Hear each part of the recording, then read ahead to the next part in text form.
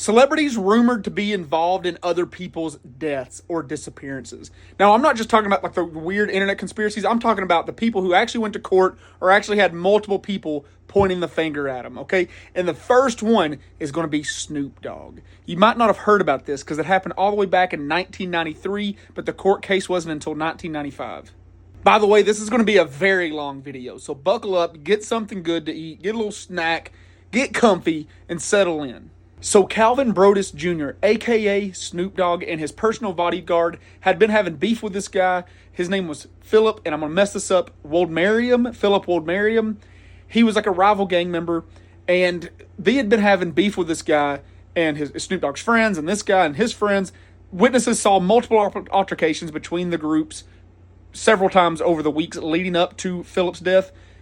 But that day even, they had gotten in a big argument right outside of the hotel that Snoop Dogg was staying at, and they were fussing and yelling, and tons of people saw this. Well, that same afternoon, Snoop Dogg essentially did a drive-by on this guy. So I have to be careful with what I say because TikTok's been taking my videos down left and right, so I have to be careful how I word things.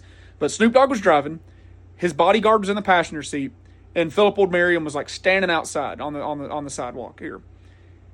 Apparently, they rolled up to him and had, like, words, okay? They were arguing back and forth, and, of course, Philip didn't get to tell his side of the story because he died on the scene. But Snoop Dogg and his bodyguard had the story of they were talking to him, they were having an altercation, and then all of a sudden, Philip reached for a 380. So, at that time, Snoop Dogg's bodyguard, somehow, before he could even get this out of his waistband and get the first shot off, somehow Snoop Dogg's bodyguard already had his weapon out and blasted him.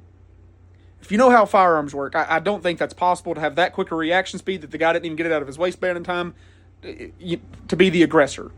Nonetheless, Snoop Dogg and his bodyguard, they actually don't even really go do anything special. They go to the MTV Music Awards where Snoop Dogg hosted and went to the MTV Awards and was there just fine.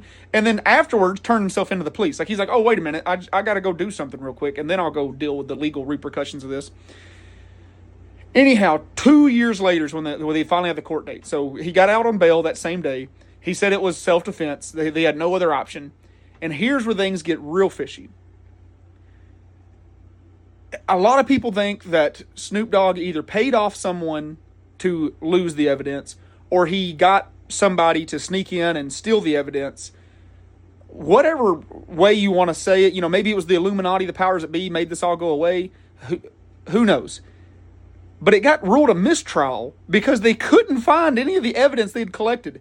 We're talking bullets, shell casings, the victim's clothes, so Philip's clothes that he was wearing. Anything belonging to the case, essentially, was quote-unquote accidentally destroyed by the LA Police Department. What are we talking about?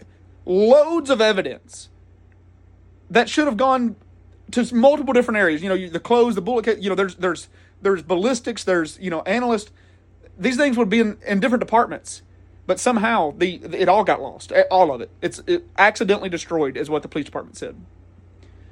My question is who got paid to lose that stuff? So without any evidence to take to court, essentially they just had a police officer's, like a police statement from 2 years previous where, by the way, Snoop Dogg left the scene and went and did the MTV Music Awards like nothing happened and then turned himself into the police. Like, their claim was it was self-defense, that Philip pulled his weapon first.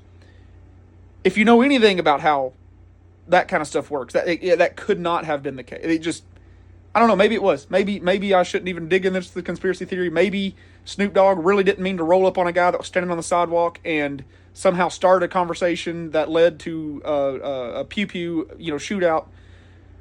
Maybe I'm wrong. And then maybe the police just accidentally lost all the evidence. It's just, I'm sure that's probably exactly what happened. I'm sorry for bringing this one up. The next one is really just weird and strange, and it's got a lot of cult stuff in here, okay? So it's Beyonce, kind of with a side note to P. Diddy, Puff Daddy.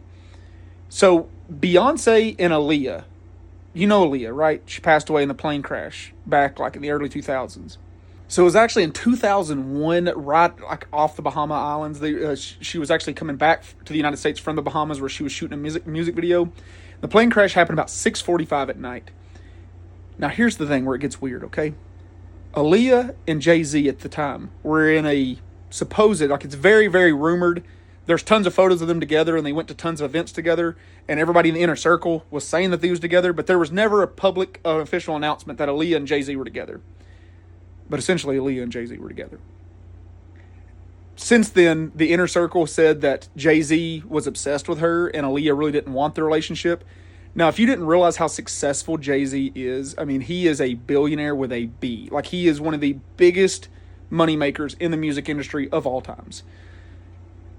Beyonce was wanting in on some Jay-Z at the time. This is the rumor. This is the rumor. I got to make that very clear. This is the rumor. Aaliyah was standing in the way of Beyonce getting with Jay-Z. Aaliyah got to go. It was a plane crash, yes. Do I think Beyonce's a mastermind mechanic? No. Why did the plane crash, you might ask? The pilot was so doped up that he wrecked the plane. Like, he was just messed up to the 10th degree. He was drunk. There was tons of dope in his system. Like a suspicious amount of dope in his system. And it was only 6:45 in the afternoon. Like, it wasn't like they were having like a rager all night and stuff. And that plane, Aaliyah was not actually supposed to be on. In fact, Beyonce insisted she get on that plane. Stay with me, folks. The plane crashed in August of 2001. Before the year was over, Beyonce and Jay-Z are now officially an item. Go look it up. Go look up when Beyonce and Jay-Z started dating. It is not publicly officially announced that the exact day that they started dating, though it is agreed it was late 2001. That's the answer Google's going to give you. Late 2001. When did Beyonce's first single album come out? About a year later. It came out in 2003, but they started working on it late 2001, early 2002. And it came out middle of 2003. Now, Matt, you're just being weird. You're getting deep into the conspiracy theory stuff. I'm sure it was just a coincidence, right? J. Cole didn't seem to think so. In fact, J. Cole made a song called She Knows. Say that fast like J. Cole does in the song. She knows. She knows. Knowles. Beyonce Knowles is Beyonce's full name. Now, that's weird, right? But it's not too weird. That's just stupid, right? In the song, he says R.I.P. Aaliyah. J. Cole does. The song is supposedly about Aaliyah, Lisa Lopez, and Michael Jackson all being shoved out of the way by Beyonce with the help of P. Diddy. That is what the cult conspiracy theory is about that song. Because why would he reference those three people who all died on the 25th, by the way? It's super weird. I'm making this video right after Dolly Parton and Tim Curry both died on the 25th also. Tons of other famous celebrities have died on the 25th of the month. And I know there's only 31 possibilities. But like Farrah Fawcett and just tons of other major celebrities have all died on the 25th. But in J. Cole's song, he talks about Lisa Lopez, Aaliyah, Michael Jackson, who all died on the 25th.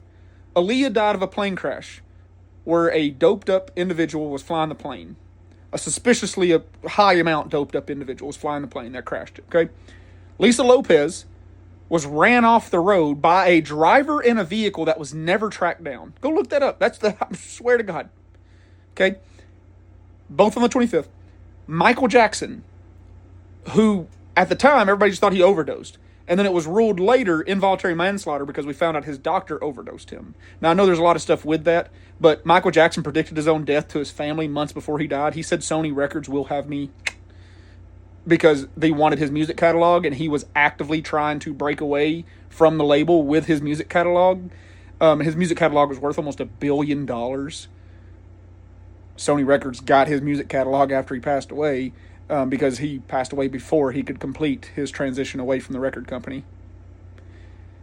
And that is what I'm talking about. Like, if you look at Lisa Lopez, if you look at Aaliyah, if you look at Michael Jackson, they were all in the way of the biggest powerhouse group of friends that's ever been like in the modern music industry. And many other artists have said if you want to make it in today's industry, that those were the people you had to appease. And if you did anything that would possibly diminish their light, or get in the way of their light, or maybe you're going to be a bigger star than they were, those are the people that were going to just smash you like a bug before you could get there. And if you think this doesn't happen in the music world, it absolutely does. There has been so many Latina and Latino singers that have came up that have said Jennifer Lopez has just kept the door wide shut for them.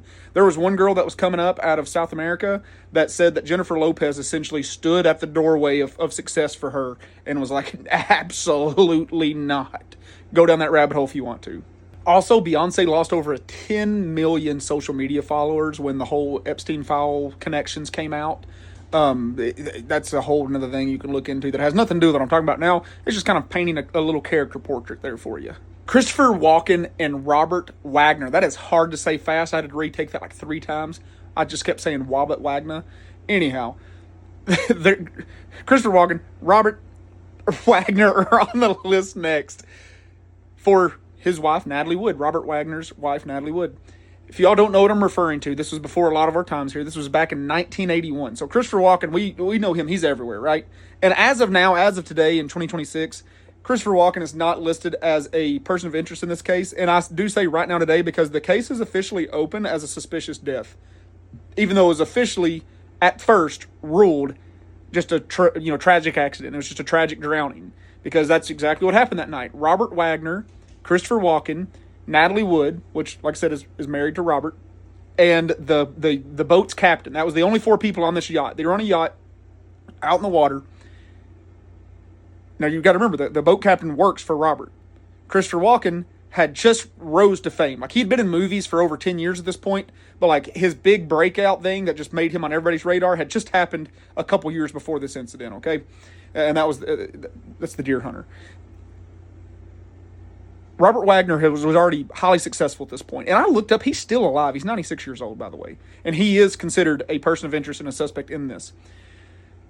So they're having a lovely night out on this boat. Natalie Wood, famous, actress and model. They're having a lovely night, and everything seems to go normal when Natalie just drowns. Somebody who is athletic, somebody who could swim, she just drowns. And it just gets kind of brushed off. No one really thinks anything of it. Fast forward all the way to 2011, so a full 30 years later. 30 years. At this point, what was that, 15 years ago? He would have been 81 years old. Robert Wagner would have been 81. He's still alive. That's crazy. In 2011, the police officially opened the case back up and ruled it not just an accidental drowning, but then they ruled it as a suspicious death. And the reason why is because a witness came forward. And I think that's very important that it's saying this. A witness came forward. They remained unnamed, so the police purposely are keeping them anonymous in this. But the police have also said it's a reliable source. It's not just like a bullcrap witness. This is a reliable witness. So I'm sitting here going, well, there's only 4 people on the boat. That's what the police statement and everything says. There's only 4 people on the boat. So either initially that was a lie and there was somebody else on the boat, or it's Christopher Walken or the captain. That's the only other 2 witnesses that there could be, have came to the police now after 30 years and said, hey, this is what happened. And what they said happened in the police report was that there was a huge breakout argument just moments before she drowned. So apparently Natalie Wood and Robert got in this big fight, this big argument, and then shortly after she drowned, like almost immediately after, she just, oh no, she drowned. It's weird. It's not impossible. It could be that she got mad or whatever and tried to leave him or go away from him and then got in the water and drowned. Maybe they've been having some drinks, doing some drugs, you know how Hollywood is. That could have happened. It's very suspicious, especially now that 30 years later, somebody's going, hey man, that's really not what happened. And a lot of people have said this witness could have been Christopher Walken because he had just rose to stardom and he didn't want to go down, or he could have had something to do with it. I don't personally think that's the case. It was probably if it was something mysterious and disturbing and dark, I think it was probably just a couple dispute. He might have hit her or pushed her off the boat, and if she was drunk or on drugs, the second she hit the water, she could have drowned. I don't think Christopher Walken would have been involved with it, because if you look at the size of Robert versus Natalie, it wouldn't have taken 2 people to do this. And I think he might have just said, like, okay, don't talk about it because it's already too late. She's already gone, and I don't want to get mixed up in the middle of this. And, Robert's got powerful friends. I could be destroyed. My career could be over, as soon as it started. It also could have been the boat captain who felt like he couldn't say anything, or maybe he just didn't see it, but he overheard it, and he was waiting for all this years to say something. Maybe he thought he was going to lose his career too, or maybe it'd be twisted around on him. Who knows? It's a long, long, long time to not say anything. And now that they are saying something, both Christopher Walken and Robert Wagner are very, very old. 163 kids have been rescued and recovered in Florida. This is the kind of news I want to hear more of on the mainstream media, and I feel like it's not got enough coverage. This took place through August 17th and August 21st, 2026. 163 children, and they weren't all just from here in the United States. Now, the biggest recoveries, here's a chart right here, was Tampa and Miami. And Miami is no surprise. It's the hub for everything illegal and all the trafficking of drugs and people and animals. But the kids were not just from the United States. There were some kids that were found from Canada and from different countries in South America, in Central America. Even some kids from Finland and Italy were recovered in this operation. This operation was absolutely massive, and I just don't know why we don't do more of these things. Not all of these kids were trafficked. I want that to be very clear. Some of these kids were from abuse situation or exploitation situations. There's only been 3 public arrests made so far. There's expected to be a lot more, and there's expected that there's already been some, but they're keeping them very hush-hush because they're using them to get the other people that are in this human trafficking ring and these exploitation cases. It's pretty wild. The kids are not being immediately resent to their family, which, thank God, we've learned our lesson on that. So many times in the past, they'll recover a missing child, and they'll just give it right back to the parents. When the parents were finding out in a lot of these cases, not this specific scenario, but just in general in these human trafficking cases, their parents are the ones that are selling them in the first place. Or their parents are the ones that are exploiting them, to these things, essentially selling tickets to come to their kids. I know that sounds awful and sick, but that's what these cases have been a lot of. The kids recovered ranged from 2 months old to 17 years old. And it's really sad because once they're past 17, they're going to be kind of off this radar. But we know many of these kids get sold into this kind of world, and they're there for the rest of their life. And, they're 20-something years old, 30-something years old.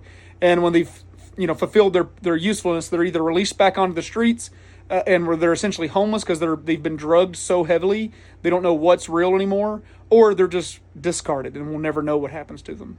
So right now, these kids are going into recovery hubs is what they're calling, because they have to identify who some of these kids even are. I mean, you got to think, a 2-month-old baby, it can't tell you who it is or who its family is. And some of these kids have been in these rings for a long period of time, and some of them are probably afraid to go back home because they might have been runaways when they were caught and they were running from a bad home. Some of them might have been sold into this by their family. We don't know yet.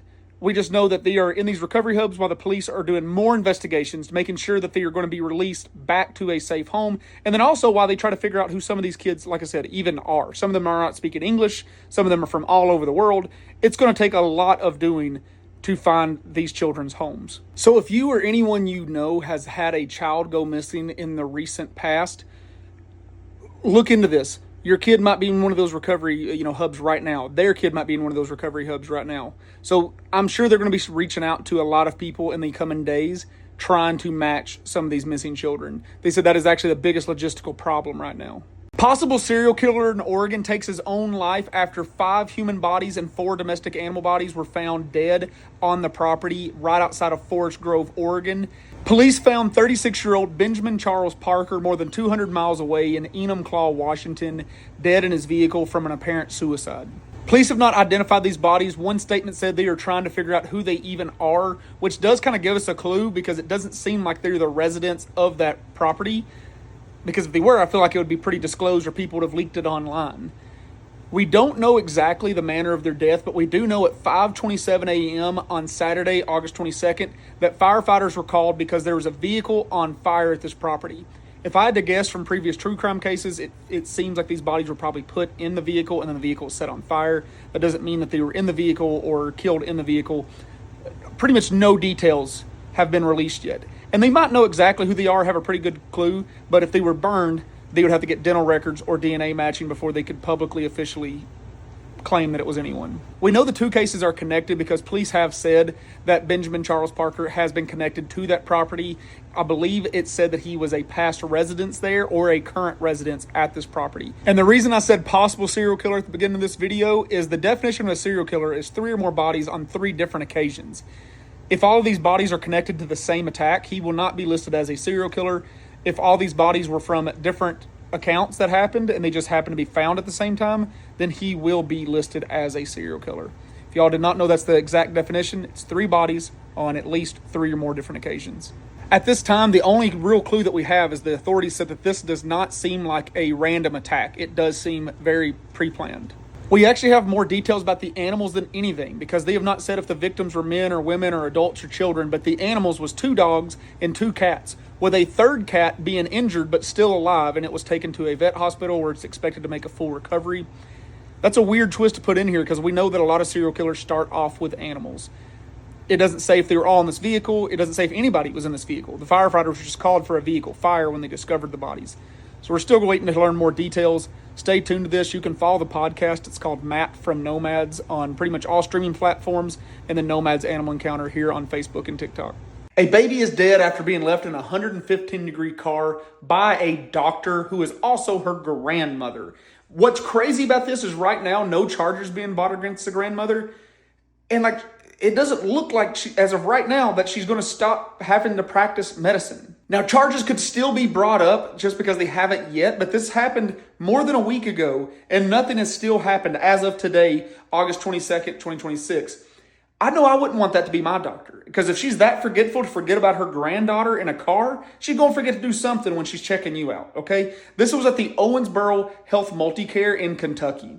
Now, what's crazy about this case is she actually moved there a year prior to help take care of this baby that she would later be responsible for its death. So what happened was that she just forgot about it. That is also her statement, that she just forgot. So she picked the baby up to take it to daycare. Her parents were going to pick the baby up from the daycare later. The baby's parents were going to pick her up. The doctor just went to work and forgot to ever take the baby to daycare and just left the baby in the back seat. The baby sat out there for 8 hours, and the car was approximately 115 degrees inside. She'd never remembered that she left the baby in there. What happened is the parents went to go pick the baby up from the daycare, realized the baby wasn't there, and called Grandma, the doctor, and said, hey, Dr. Stacy Basenbaker, where's our child, your granddaughter? And that's at that moment, apparently the doctor freaked out, ran outside with medical staff with her. They started trying to do life-saving measures on the baby. The baby had been dead for a long time, not even close. If you get left in that kind of heat, even as an adult, there's a great chance you're not going to survive an hour, let alone 8, and you're a baby. Okay, it's not going to happen. Now, this is very important because I wanted to listen to what I'm saying here. I want you to listen. I understand it was an accident. I don't think this lady did it on purpose. Obviously not. But if no charges are brought against her and there is no penalty, it will set a precedent for any parent that wants to dispose of their baby as this is the president. We can just pretend that it was an accident, whether it's an accident or not. Do I think the doctor did this on purpose? Absolutely no. I do not think she did it on purpose. I think it was a horrible tragedy. I think she was probably overworked and not paying attention. And like I said, I don't think I would ever want her to be my doctor if that's the case, because she's going to, if she can't remember her own granddaughter in the back of the car, she's not going to remember major medical things. She's not going to remember to take care of you as a patient, because who are you as a patient that she doesn't even know if she forgot her own granddaughter, right? But if there's no charges brought against her and there's no penalties, this will set a new standard of, that's how we get away with child murder. It's just pretend it's an accident. And we can't do that. We cannot let that door be opened. The only way that somebody in this situation could get off scot-free, and it still wouldn't be scot-free because they need to have their medical license revoked, is if they did testing on her and she is actually in early stages of Alzheimer's and dementia and no one's just caught it yet. That is the only way out I see of this situation. And it better not just be a bullshit case of let's pull this out of our butt and get out of this. The medical license, in my opinion, no matter what, has to go.